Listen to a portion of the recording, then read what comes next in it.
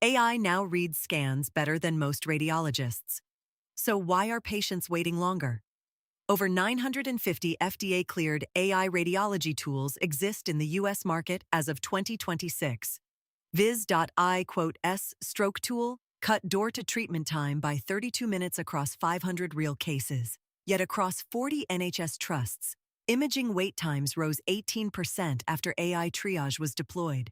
Deployment and adoption are not the same thing. Health systems are not built to absorb this.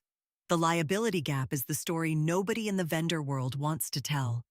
If a radiologist overrides an AI flag and the patient is harmed, the doctor carries full liability. That creates a perverse incentive. Order more scans, add more delay, just to stay legally protected. Two-thirds of the world has no reliable access to imaging interpretation.